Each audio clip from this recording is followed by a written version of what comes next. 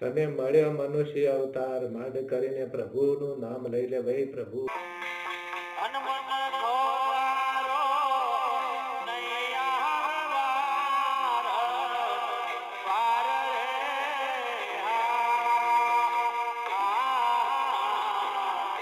અને મનુષ્યનો અવતાર નહીં આવે વારંવાર.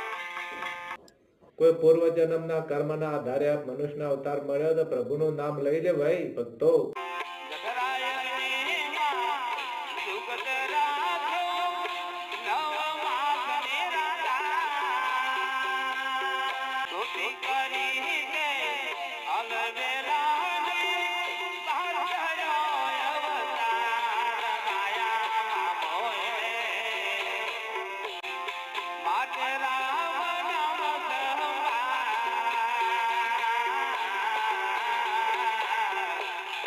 જય શ્રી રામ.